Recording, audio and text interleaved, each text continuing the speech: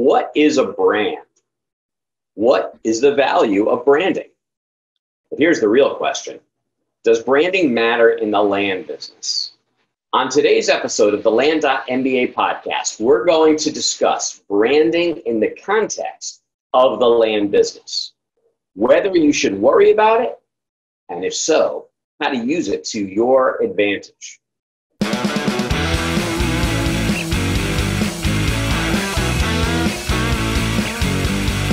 Welcome to the Land.MBA Podcast, where we go deep into the business of land investing. All right. How's it going today, Howard? It is good, my friend. How are you? Good. I cannot complain other than about quarantine. I'm counting the minutes, man. I saw this great little meme. It said, it had a picture of a drink, and it said a quarantine coffee. It contains a margarita and no coffee. I think that's about right. Although Perpetually drunk today. So I see you're wearing a Lexus shirt. Oh, yes.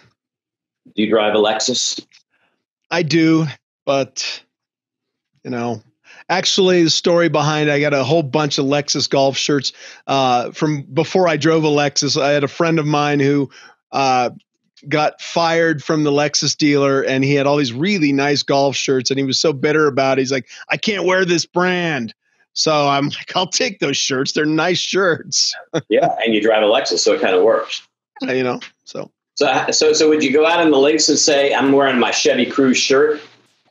Yeah, maybe the 9-hole way out in BFE. Nothing wrong with the Chevy, by the way. It's just not a brand that's particularly associated with golf.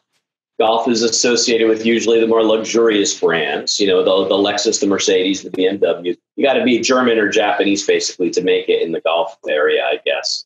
Right. Cadillac is still a premium enough brand to be in the golf community. Yeah, we will let Cadillac in, and of course Tesla.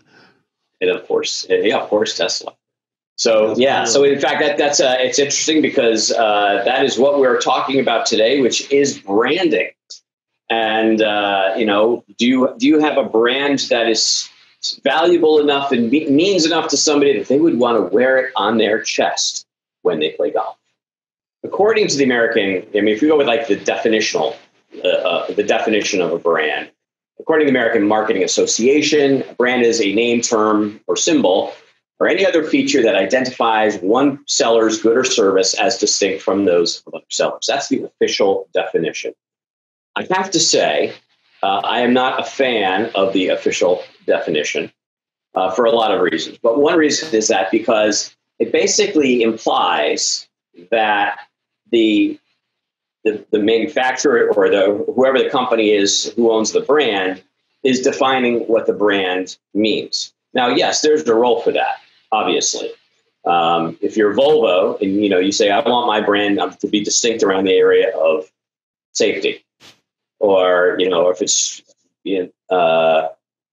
Mercedes, it's going to be around luxury, or whatever. Whatever your little areas that you want to make your brand about, and you go and you make your marketing about it, and you try to imbue those characteristics into the marketing so that the other person on the other end will say, oh, when I buy a car, what I really care about is safety. So naturally, I'm going to go to Volvo, or luxury. Naturally, I'm going to go to Mercedes. But in the end, I think what we really need to recognize is that the company only has so much impact on what that brand means. Actually, it's the consumer that defines more likely what the brand means. And the company can influence it greatly. So if Volvo wants their brand to be around safety, then they better make sure that their product represents the safest car in the market, and that they're innovating in the area of safety, and they can talk about those things, so that when people experience the product, they would say, yes, this really is the safest car I've ever driven. And if you want to have a brand that's around great customer service, well, by God, you better deliver great customer service, because it doesn't matter what you say. It only matters what the consumer experiences. And if they experience something different than what you're putting out in your branding, you're just wasting your money, because it's not going to happen. Right. So I'll give you an example of one and why it's important. This was back in the late 90s when I was running marketing for Lucent Technologies business with AT&T. And that one single account was worth $3.5 billion a year. Or as we like to say, the largest business account in the history of business. And Lucent, we had just broken off from AT&T in 1996, and we were the darling of Wall Street, and everybody thought that we were the cat's meow when it came to telecom equipment, and we were. Well, AT&T got a new chairman, a guy named Mike Armstrong, and he wanted to start migrating the entire infrastructure of the business away from the old technology, which was what we made, and towards Internet Protocol, IP. And so he started having a lot of conversations with another company. And what that really comes down to is that there's a little area inside a person's brain, in this case, his brain, and it says, if I want to buy the best telecom equipment in the world, where am I going to go? And in the brain, there are a bunch of brands there that will fill that little spot. And that little spot in his brain probably said Lucent Technologies. But there's another little area of his brain that says, if I wanted to buy Internet Protocol equipment, who would I go to? And then there's a different set of brands that are associated with that in his head. In that case, it was Cisco Systems. And so we had a fight on our hand, because it wasn't just about product. We could make great products. We had Bell Labs, for God's sakes. But what we had to do is we had to make inside his head, we need to migrate our brand from telecom equipment over into Internet Protocol. And that was a hard thing to do, because Cisco's entire business was Internet Protocol. It's where they come from. So the way I define a brand is, when somebody wants to buy something in the category of what you sell, are you there at top of mind when they say, okay, I'm ready to buy, I'm going to go look at this company because I naturally think of mile high land, rural land when I go to buy land? Or am I just going to say, I'll just go with whoever has a nice piece of land, which is possible too. Right. Well, so that actually leads into our next transition, and that is, if branding really matters in the land business. But before we go there, I just need to say a quick word about our sponsor, LandSpeed. So, Howard, you've described for us what a brand is, but why does it matter in the land business? I mean, we're just looking for a piece of land. Does it really matter? I mean, as long as the land seems to fit our needs and it's got the right acreage and attributes, and we can use it for what we need it for. The web page describes everything about the land, and the price point fits, and it's perfect. Why does the brand matter? It's a valid question. Let me give you a couple examples. So talk about fungibility. Fungibility means whether I buy this company's product or that company's product, it's actually the same thing. Like an example of this would be gas. When I go fill up the tank in my car, does it really matter whether I go to Exxon or Sunoco? I mean, gas pretty much is gas. They might try to trick me into thinking, oh, but we've got this technological thing that goes in and it makes your car run better, whatever. It's nonsense. The bottom line is gas. So why would I maybe choose Sunoco over Exxon? Because they built a brand and it means something to me. And so I associate it. It's part of the family of brands that identify me with. I mean, I can tell you why I don't use Exxon. I've literally bought Exxon gas one time since the Exxon Valdez incident. I didn't like the way they handled it. And I've never, except one time in an emergency, I've never bought Exxon gas since. But it's a kind of a brand decision, right? Honestly, from a product perspective, it doesn't matter. Look at handbags. You can go buy a Louis Vuitton for $1,000, or you can go to Target and get one for $30. Materially, it's practically the exact same thing. So why am I spending $970 more for a Louis Vuitton just because it has little LVs on it? Because it's a brand, and it's not about the fact that the product is different. It's about what does the brand say about me. So when I'm carrying it around, how do people perceive me because I'm carrying it around? Now, that's not what people will say. They'll say, oh, no, I bought it because I like it. But the fact of the matter is they're buying it because of what it says about them. Same thing with a car. Why do I buy one brand car versus another? Status. It's a status. And a lot of cars are status brand too. I mean, especially in my mind, a lot of German cars are, because I would buy, a Lexus over a Beamer or a Mercedes any day because of reliability. That's my perception.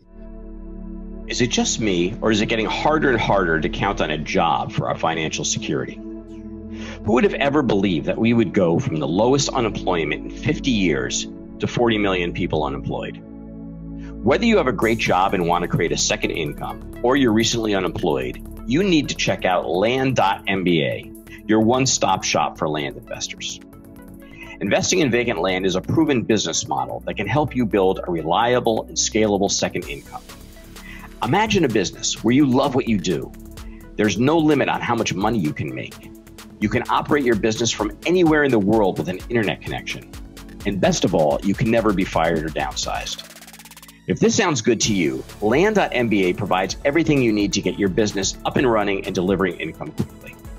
You get education, an end-to-end video course, and optional coaching to help you get started faster and turn your energy into income.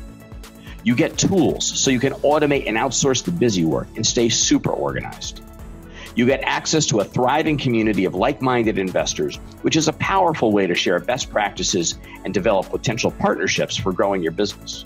And finally, you get access to deal financing, so you never have to pass on a great investment opportunity due to limited funds. Our team has over a decade of real estate investing experience and has the knowledge and experience you need to help navigate any investing scenario. And with Land.MBA, we hold nothing back. Because there are no upsells, you get access to all of our combined knowledge right out of the gate. So don't wait to provide your family with financial freedom. Sign up today for Land.MBA's Soup to Nuts Land Investing video course. Just go to courses.land.mba and use coupon code FREEDOM to get 25% off. That's courses.land.mba and coupon code FREEDOM. And let us help you say goodbye to your JOB and hello to financial freedom. Exactly. You probably remember, like when Cadillac, back in the day when we were growing up, Cadillac was like a rich old person's car. And then they went into a decline, and they had to become attractive to a younger generation. So in all the commercials, they started using Led Zeppelin music, right, to try to appeal to a younger generation, which now that's the older generation, but right. Be that as it may. So let's get back to the question, which does this matter in land? And the fact of the matter is, I believe it does. It does for a couple of reasons. One is if you do enough of it, then when somebody says, I want to buy land, one of the first places they would go to look is your company. But you might argue, well, look, if people it's not like they buy land every day. They buy it once or once in a while. And at the end of the day, land is not fungible. This piece of land is different than that piece of land. So really what I want the right piece of land. That's more important than who's selling it to me. Maybe and maybe not. I mean, when you go down to, Costilla County and those 5-acre lots south of Blanca Peak, that's fungible. I mean, every 5-acre lot looks like every other 5-acre lot. Same thing in Park County, Colorado. You get to that area where, it's all flat. Parcel estates. I mean, it's like every 5-acre lot looks an awful lot like every other 5-acre lot. So it doesn't really matter. Well, what matters is that we are asking people to part with thousands of dollars through the internet with somebody that they've never met. Yep. And that transaction requires trust and relationship. Now, you must build that trust and relationship in your sales process, but it's a whole lot easier if you've already built credibility with your brand. Last night on the Land.MBA Smart Bar, we had a conversation about websites, and the number one reason across everybody on the call of why you need a website was credibility.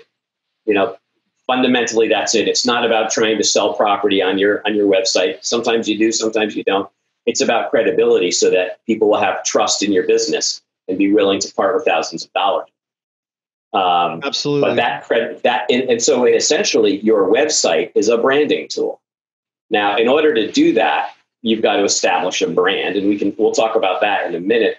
But most importantly, the brand allows you to fill up a little spot in their head that doesn't have to say, when I buy land, I think about Mile High Rural Land.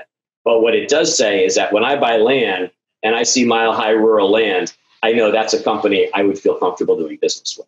And, that brand is built and that brand is maintained in, a lot of different ways. But I know that if I am, if we just look at the website, it doesn't need to be the fanciest site in the world and have all the latest and greatest widgets, but it needs to be navigable. It needs to be of fairly decent technology. If you go on and it looks like it was built in 2005, some people aren't going to care because they see what they like on it, but other people are going to be like, this company hasn't updated their stuff for a while, or you've got some cheap $300 website that doesn't have a lot of functionality. I can't put a deposit online, and it doesn't have a good theme. It doesn't look good. It doesn't look professional. Then it's going to have an impact on people's perception. And so I think that perception is somewhat important, but it's just one small part. The other part, then, when you start to build followers, you build your mailing list, and you're sending your drip campaign out to people. Does it look professional? Do you portray yourself in a professional looking manner? And let's face it, any one of us, even if we're living in mom's basement, we can portray our company as bigger and more professional than it really is. Some guy behind a laptop in his mom's basement. Isn't that where you are right now? Pretty much, yeah. except it's my wife's basement. Okay. Well, let me ask you a question, Dave. When you get a new person into your subscriber list, do you put them into a drip campaign? We do, yeah. And I do personal videos in my, I mean, they're obviously pre-recorded. I've tried to make them generic, but I do video plus text. So, on one hand, it's raw, it's not highly edited, but I'm communicating, hey, this is me. Here's me, unpolished, no makeup, bald Dave. And this is what we do. And I try to add some value in each campaign to where I'm not, or each email to where I'm not pitching, but I'm just providing some value and some knowledge, tells them a little bit about what we're about. And, so that seems to be somewhat effective, but it's also, professionally formatted. It's got our logo and everything in it, and it's nicely done. How many emails are in your that initial drip campaign? There's about 10 in there. We do the first, few days, one a day, and then we start spacing them out. And I'm guessing each one is on a separate topic that educates them on some aspect of the land purchasing process. Exactly. And then, when that exhausts, then they'll just get our deal of the week and our weekly newsletter. So what's the purpose of those 10 emails? So the purpose is partly to establish some credibility. The first one that pings out, it's as soon as they come into our funnel, however they come into our funnel, we want to give them some sort of confirmation, some sort of acknowledgement, because the theory behind that is that, somebody's on their phone late at night in bed, doing this and doing this and doing this. I'm interested in these 15 properties.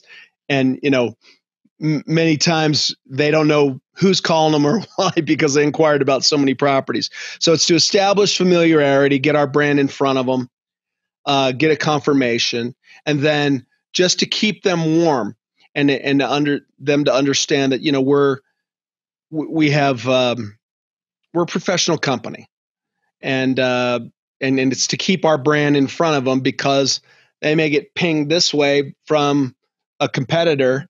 And if we stay in front of them enough, not to annoy them, but to keep our brand awareness in front of them, yes, then it's helpful.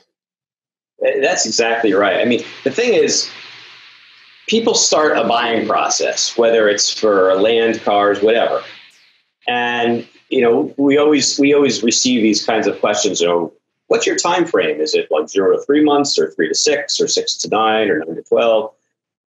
And the fact of the matter is, when we put people into our subscriber list, we don't actually know what their time frame is. We don't know if it's urgent or whether the time is on their side and they're just going to wait until they find the right piece of land.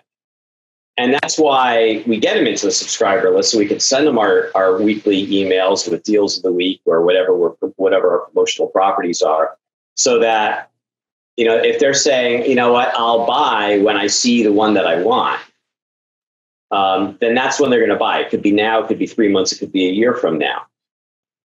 But they're not going to see your properties in those emails if they unsubscribe.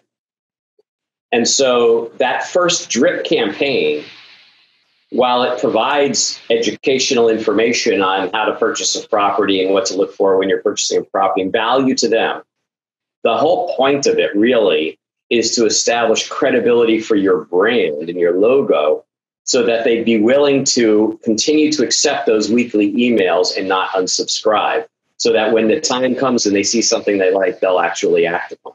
Absolutely. And, building that mailing list is so important. You hear about more and more people these days selling off their mailing list. I have had people, a few months ago, I had a guy that was following me for 2 years, but we established credibility. There was a property initially that he inquired about, obviously, but it maybe wasn't the right property. I don't remember why he didn't buy that property. And he was the type of buyer who he saw that we kind of specialized in a certain area, and we were getting properties in those areas, and he was interested in those areas, and he was just he wasn't in any hurry, but when we had the right property, was no question in his mind. Boom, he saw it. He actually went down and looked at it. He called me the next Monday, said, I want to buy this. And, and he proceeded to tell me, I've been following you guys, and, you just finally had the right property. So somehow in that messaging, in that building brand awareness, that trust factor came in, that like factor came in about our brand and our company. So we identified 2 different forms of trust that are really important that branding contributes to. One is trust that you're legit and you're honest and you've got good properties, and therefore I should continue to accept and receive your communications. And then the second one is, if I see something in those communications I like, you've established enough trust and credibility with me that I do business with you and give you thousands of dollars through the internet. Yep, absolutely. And then, sometimes we have repeat buyers too. I don't know how many out there have repeat buyers, but there are people that just like to buy and hold land. And they're just, they have something, about this. So you have to also maintain that brand, so that you take care of your customers. If you have terms customers, whatever, they have questions, they have issues, and you return phone calls, you get back to people in a prompt manner, you treat them fairly, you make their buying process as easy as possible, and as seamless as possible, and they remember that.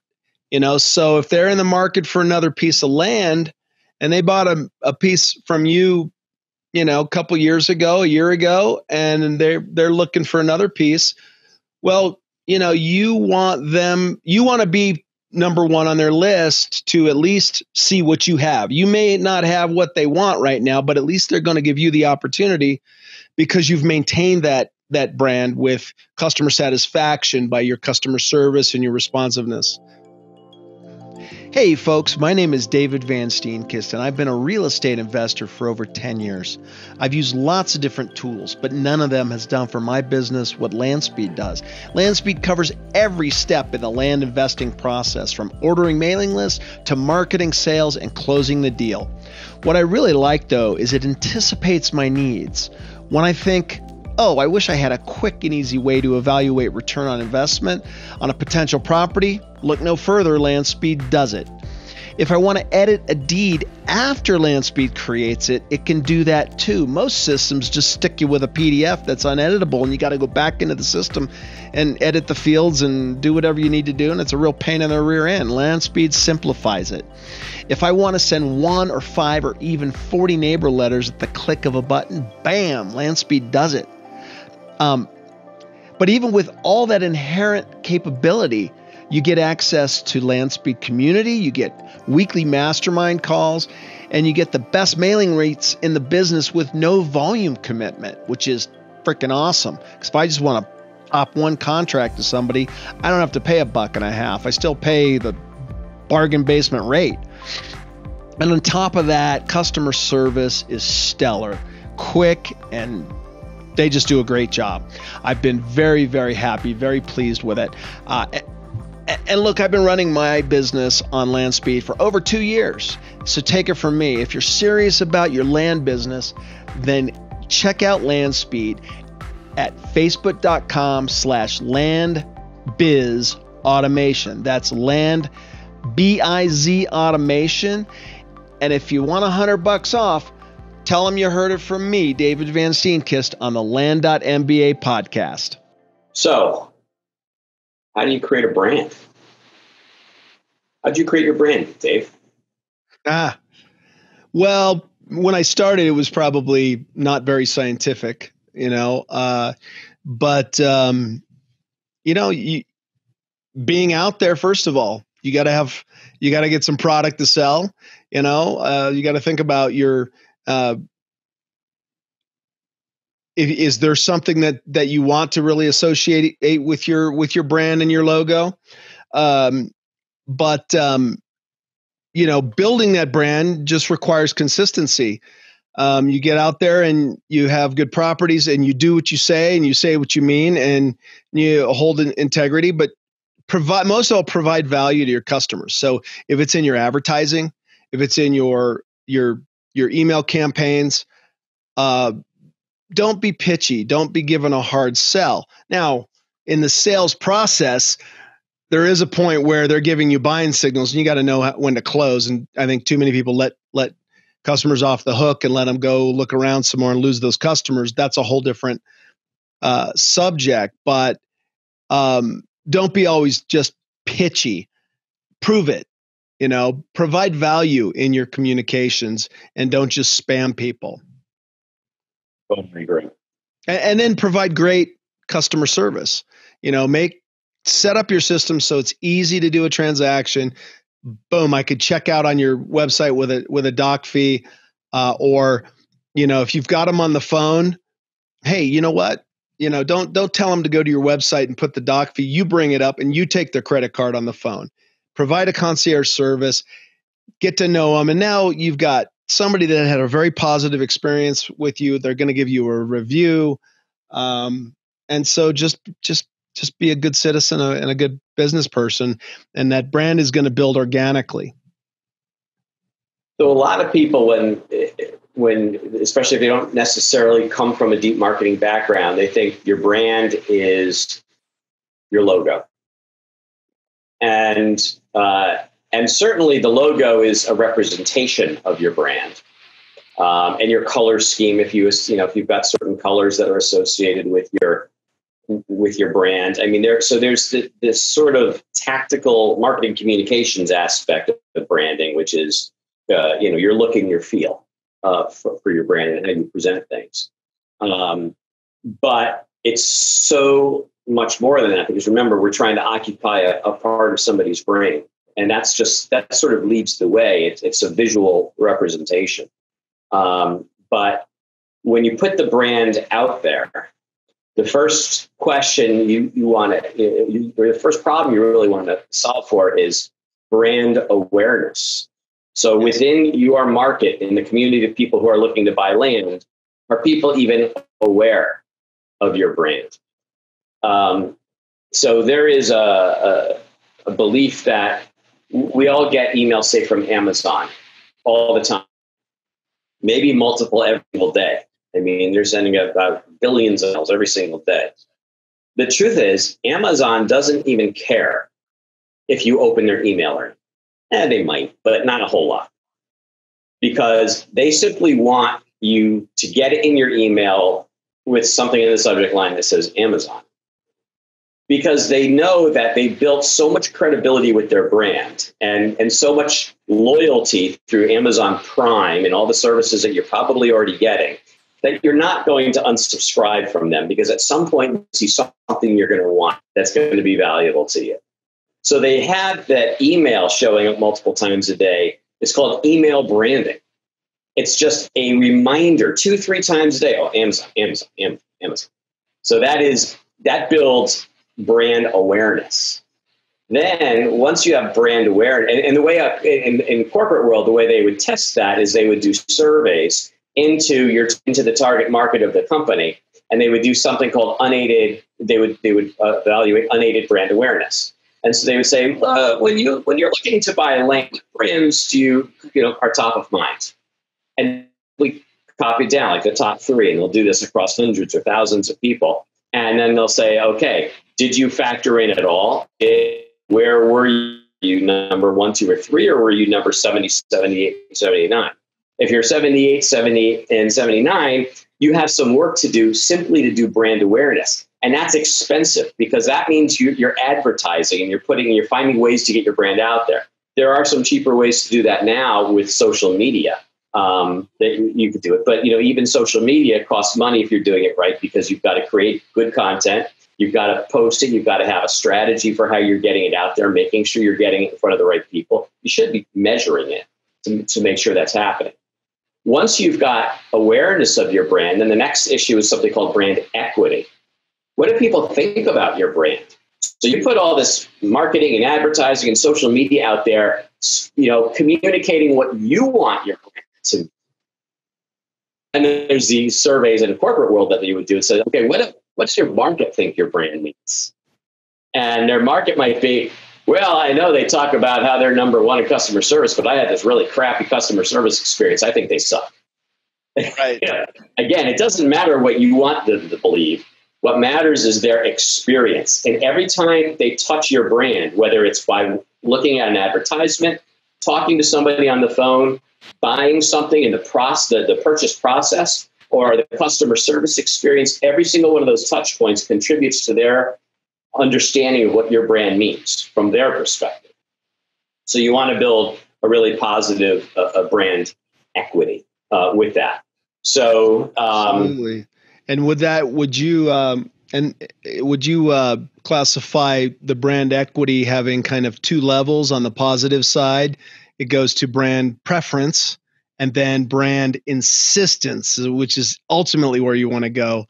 There's only very few brands out there that I know that are just, people will only buy Lexus in their cars, or Apple Computer is I think my top pick for brand insistence. Yeah. Well, of course, not only have they built this brand perception of the quality of the product and the intuitiveness of the products and the coolness factor, but they've also created such a tight ecosystem that once you buy some of their products, you're just going to buy all of them because they work together so well. So you end up buying the whole ecosystem, and that's a strategy, a branding strategy too. I think brand insistence in land would be difficult. I think that it might be very expensive, more than you would ever make. But I'll give you an example. I want to just go back to this idea of Amazon and their email branding. Is there anything like that in the land business today? I would argue that there is. One company that I'm going to give them props on this podcast, Billy Land. Billy Land is everywhere. When you go on to any of the Land.com sites and you go search certain areas of the country, and they give you all of the signature and premium products at the top, a very significant amount of those are coming from Billy Land. They are in social media or wherever you're seeing properties. Billy Land just keeps coming up. They're always in your face. And so at a minimum, if I was in the market for buying land, I would say these guys are big, and big equals legitimate. Sure. And therefore, they need to be in my top consideration set. Right.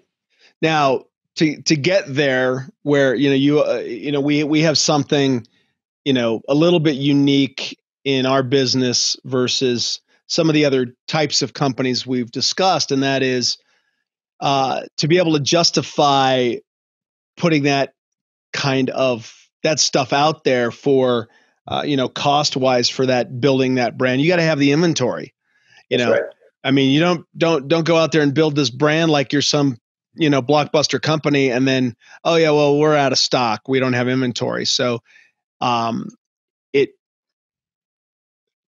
don't know how to relate. You have to be honest, true, and sincere, and authentic. That's probably the key word, authentic, to who you are and where you are. And I'll give you another great example from a corporate world, and that is Avis Rent-A-Car. So you may remember back, I don't know, it's a long time ago now when they ran this campaign, but Hertz was the number one rental car in America, and number two was Avis. And they created this whole campaign around Avis. We're number two. We try harder. Yeah, I remember that. I mean, how do you basically take I'm number two and turn it into an asset? It's like we're not one number because there's one thing they're saying about themselves is we're number two, so we try harder. But the unspoken part of that goes in your head, even if you don't actively think about it, is Hertz is number one, so they're sitting back on their laurels and they're just they right. think they're getting it for nothing. They're taking it for granted. Yeah, I want to go with the underdog. I want to go with the underdogs. They're going to try hard for me, So exactly wherever you are, just be authentic to that and be true to it, and that will come across. You don't. I love that. I love that because you don't have to be a Billy Land to have a really positive brand and sell property. You build it a little bit differently, and part of it is calling people back right away and the things that you do behind the brand. And giving, just building relationships with customers when they're on the phone. So you're going to build the trust of you and your brand. I actually go ahead and offer one other example in the land business. A great land company. Hopefully we can get them on the podcast sometime. Dave Dennison with GenFam Properties. So he created a whole podcast called Land Stories. And he gets out there and he talks about land, and he talks about the land that he's selling, but he talks about it with great passion and great belief and understanding of why people would aspire to land. It's a phenomenon. I mean, not only is it just good marketing to get it out there because people may want to buy those properties, but he's branding his company and saying, this is what I do. I'm a small company, but I believe in my product and I'm passionate about it. And I'm passionate about helping you guys to get your land. And he gets that message out there so very clearly. Yeah, I love it. Well, good. So, Howard, we're just about out of time. Anything else? Any final comments regarding branding, especially as it pertains to the land biz? Don't ignore it. I mean, you don't have to spend a lot of money in this business on building the brand, but understand what your brand is. One of the questions you might ask in branding is, what is your voice? Are you a serious brand, a very professional brand? Or are you a fun and playful brand? Whatever the voice is of how you want to communicate to your customers, then your logo, your color scheme, the way that you write your copy, the way you communicate through social media should reflect that voice. And it needs to be very consistent. And if you do things with consistency, then people will absorb that, and that will be their expectation for you, and they will respond if it's authentic. Absolutely. All right. Well, with that, I bid you adieu. Everybody have a great day, and we'll catch you on the next episode. See you soon. We hope you enjoyed this episode, had a bit of fun, and walked away with some actionable insights that you can apply to your business. Dave and I have got some great content and interviews planned, so don't forget to rate and review, and of course subscribe to this podcast on iTunes, Google Play, Stitcher, or wherever you get your podcasts. If we mention any interesting links or tools, you'll find them in the show notes.